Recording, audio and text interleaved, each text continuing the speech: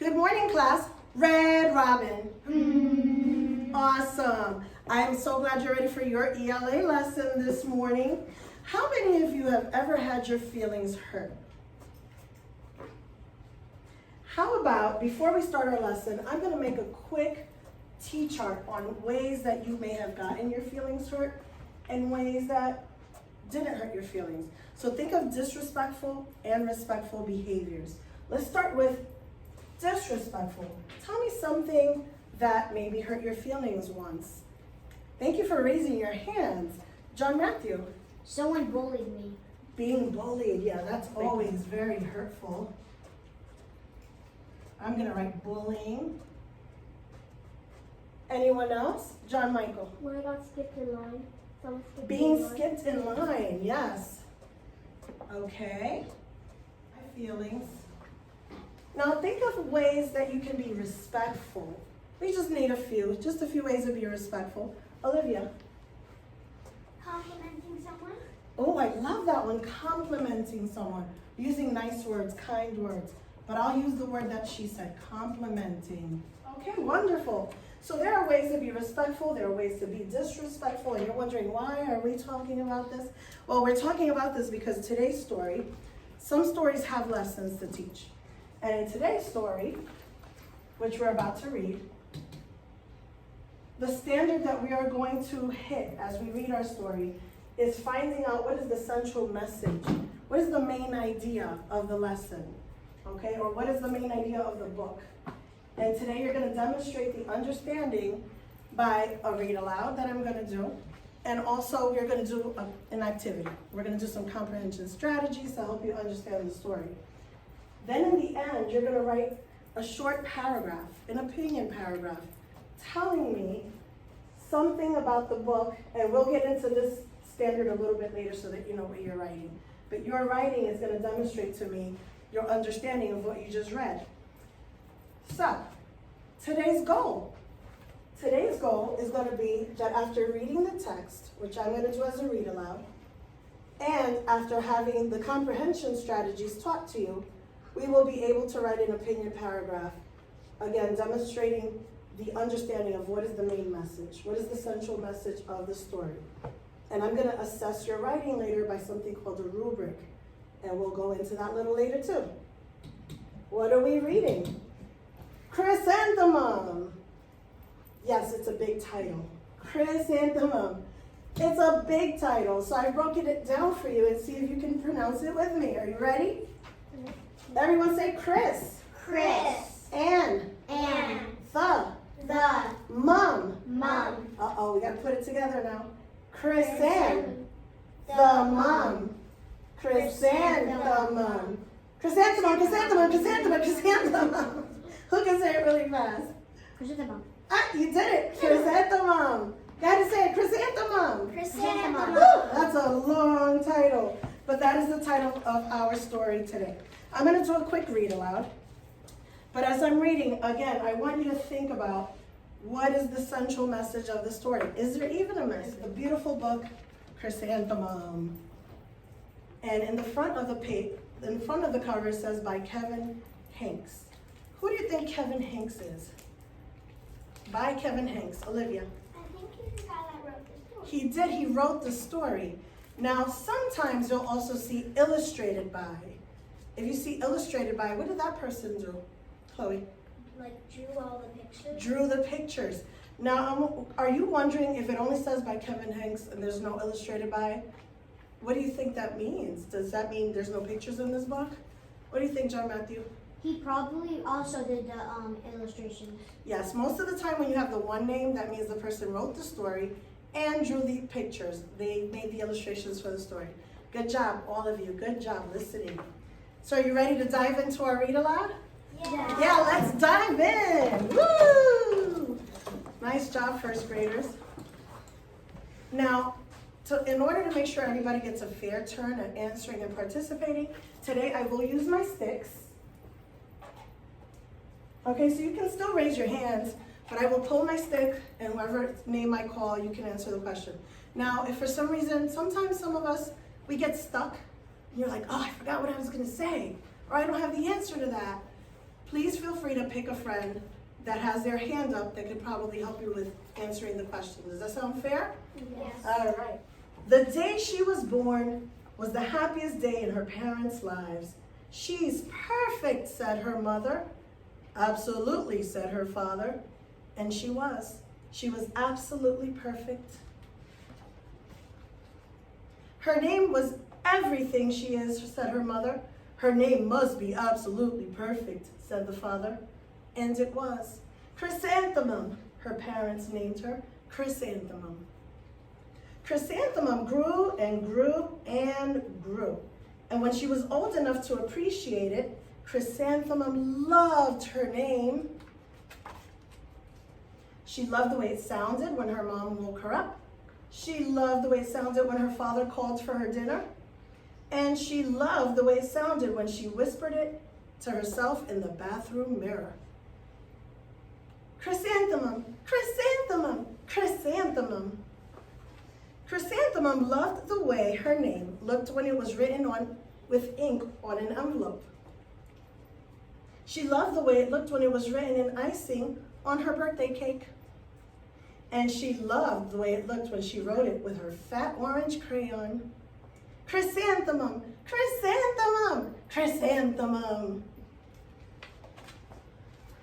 Wow. Do you think Chrysanthemum loved her name? Yes. Yes? Why do you think she loved her name? What makes you think she loved her name? And we're using the text to support our answers. How about John Matthew? Because she loved the way it sounded. She loved the way it sounded. Can anyone else tell me another example? Chloe. She liked the way it was written. She loved the way it was written on her birthday cake. Olivia. She loved the way it sounded when people called her. That's right. She loved the way it sounded when people called her. She clearly loved her name. But when Mrs. Chud took roll call, that means the teacher was taking attendance at school, everyone giggled upon hearing Chrysanthemum's name. It's so long, said Joe. It fiercely fits your name tag, said Rita, pointing. I'm named after my grandmother, said Victoria. You're named after a flower. Let's put on our thinking caps. Let's stop and think. Do you think at this time in the story that maybe Chrysanthemum's beginning to think about her name? Is it that as nice as she thought it was?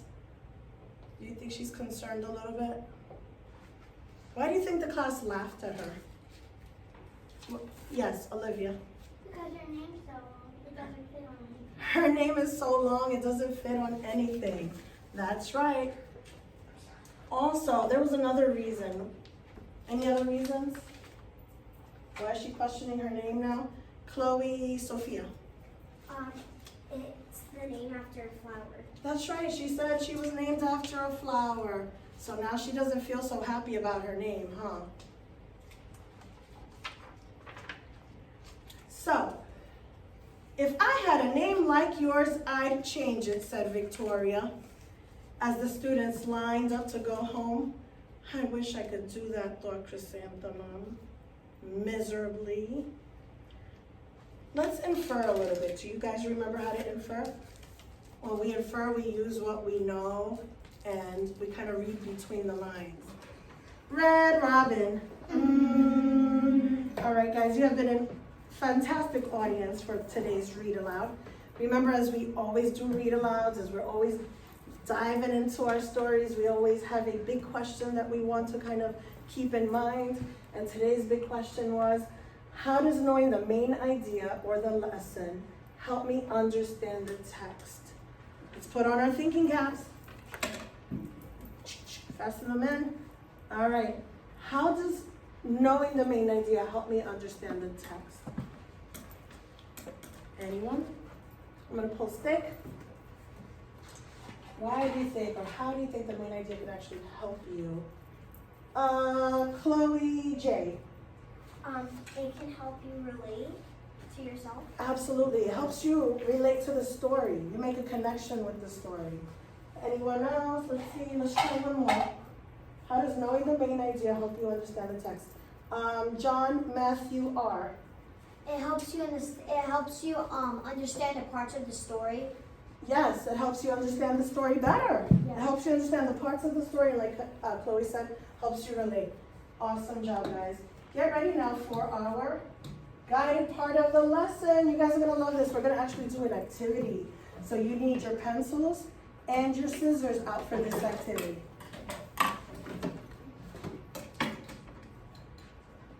For this part of the activity,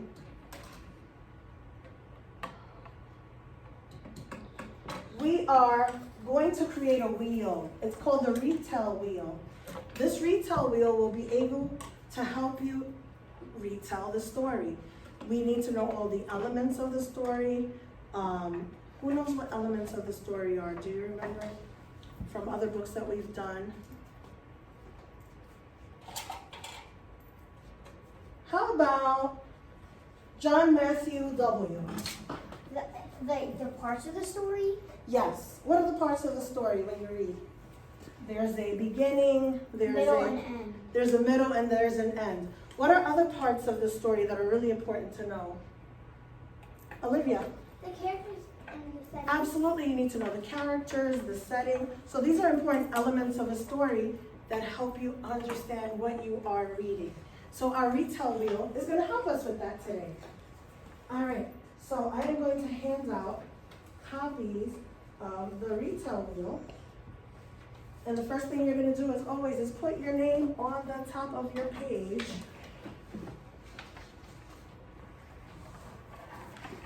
There you go, there you go. So yes, you got two pieces of paper. One is the wheel that goes on top of the other wheel, and I'm going to demonstrate that using my dot camera so that you can follow along watching on the screen. This is a guided practice activity, which means I will be guiding you through the activity and then releasing you to kind of do it on your own. I do want you to work with partners. So go ahead and stand up and sit with your reading partner.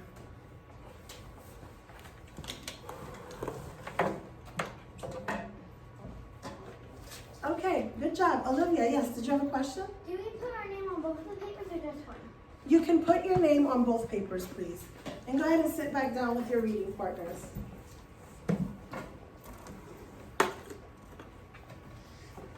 Awesome. So I'm going to demonstrate for you, and we can work on this together. And then you will be doing kind of more of a think, pair, share. Think, pair, share, as we've done in the past, is that you'll be posed with certain questions on the wheel. I want you to work with your partner on asking each other these questions. You're going to think about them. You're going to share your responses with each other. And then you're going to also write them. So it's actually a think, pair, share, write. I'm going to do two of them with you.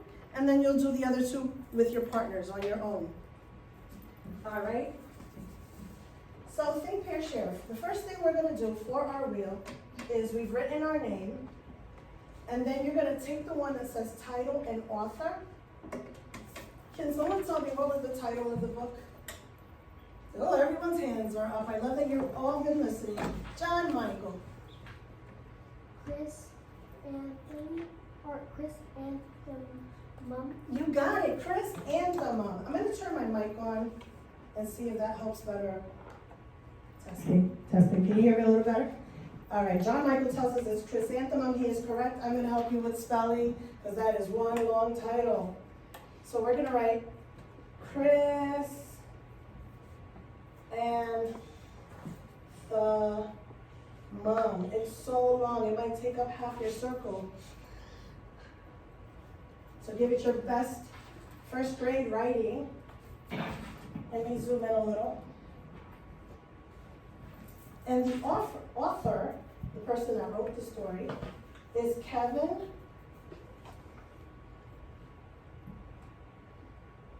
Hanks. Notice that I'm using capital letters when I write a name and when I write a title. So I start my title with a capital letter. I'm starting the author's name and last name with a capital letter. You guys ready to move on? Give me a thumbs up if you're ready to move on. All right, The next thing we're gonna do is you're gonna take that paper, the one that has a title and author, let me zoom out again. And we're gonna cut carefully, we're gonna cut out a circle.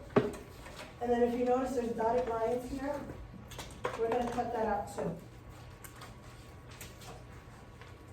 Ta-da, looks like a Pac-Man.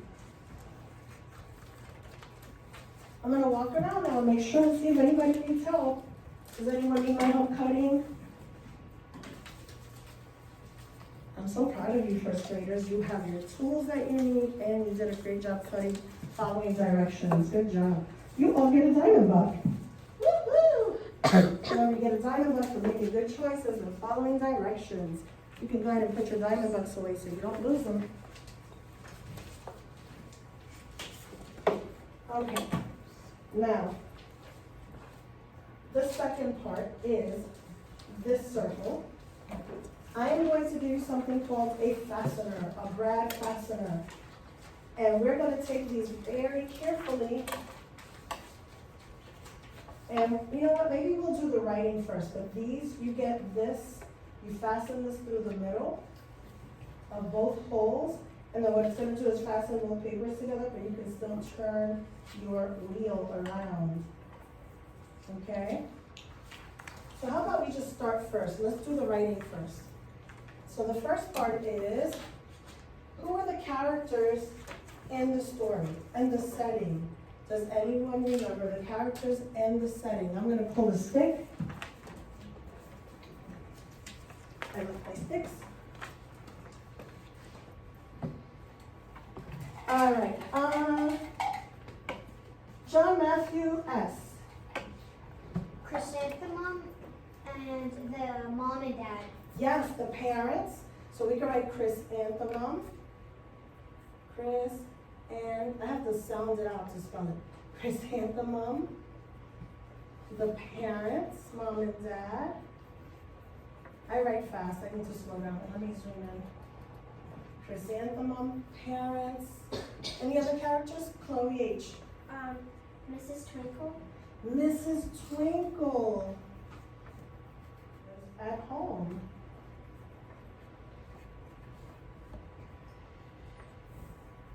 You're doing fantastic. I'm glad that you guys were really listening during the read aloud.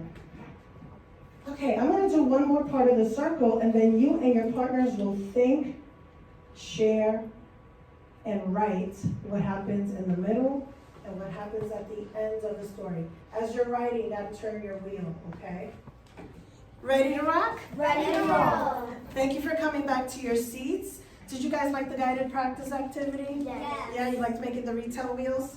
Yep. Okay, we are now at the independent part of the lesson. That means now this is your chance to show me what you have learned. Did you understand the text that you read?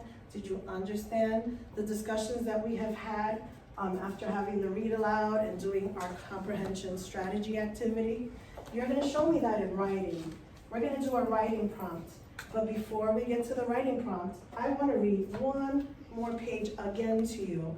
And it's about Mrs. Twinkle. Let me put my papers here for a minute. Thank you. So before we started the read aloud today, we did talk about trying to pay attention and see if there was a central message that the author was trying to give us. Was there a lesson learned in the reading? I also wanted to mention, though, that is not to be confused with the topic, okay? Sometimes we think that, there's a misconception that we think that the minute we start reading, the first page or the first paragraph is going to tell us what the main idea is. But that's not always necessarily so. Sometimes we have to continue reading or read the entire book to figure out what was the message. Also, the topic is not always necessarily the central message. So let's read about Mrs. Twinkle, and then at the end we're going to figure out, is the topic and the central message the same, or are they two different things? Okay, so Mrs. Twinkle comes into the story. "My name is so long," says Mrs. Twinkle. "It is," said Joe. "My name would scarcely fit on a name tag," says Mrs. Twinkle. All right, guys, does anyone need more time to complete their writing assignment? No. We're all done. Give me a thumbs up if you're done. Awesome. Olivia, class helper, can you please go around the room and collect everyone's journals because I will need to assess your writing. Thank you. You may put your chrysanthemum books away. You may put your pencils away. We're going to wrap up our ELA lesson now. Thank you, classroom helper. So I mentioned earlier there's a topic and central message, and I wanted you to put on your thinking caps one more time, and we're figuring out, are they the same or are they not the same? What do you think is the topic of chrysanthemum?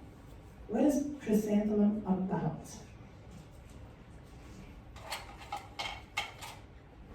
Chloe Barrios. It's okay to be unique, and It's okay to be unique. That sounds more like the message. What was the topic of the book? If you were to tell me in a nutshell, what is the story about? it's about a girl that has an odd name, and people make fun of her. That's right. It's about a girl who loves her name until her friends make fun of it, and then she's not so sure about her name. But then at the end, she ends up loving her name. But it is about a girl and her unusual, unique name. That is the topic of the book. What is the central message in the book? What was the author trying to teach us? And I think Chloe just touched on it.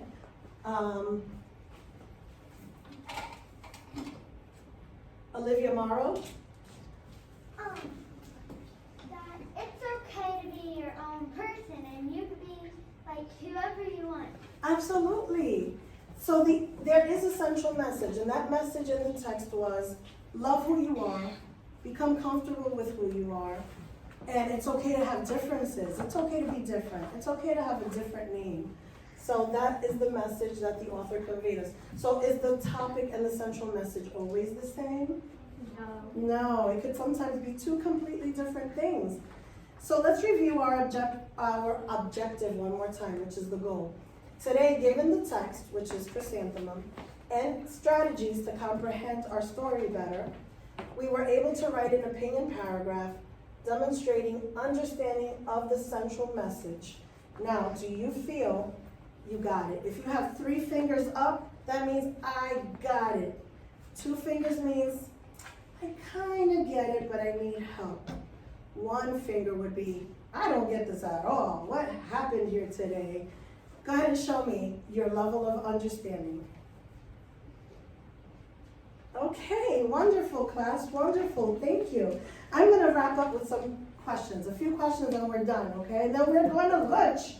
All right, who's the main character in the story, everybody? Chrysanthemum. Now raise your hand to tell me what was her problem. Olivia? People didn't like her name. People didn't like her name. How did her problem get resolved? John Matthew. Miss Twinkle helped her feel better about her Yes, Mrs. Twinkle came along, helped her feel better about her name. And last but not least, and the most important question of all, give me a thumbs up. And be honest, give me a thumbs up if you enjoy reading stories that teach lessons. Yay, I'm happy to hear that you love reading stories that teach lessons. All right, guys, at the end of our ELA lesson, let's get ready for lunch. Yay!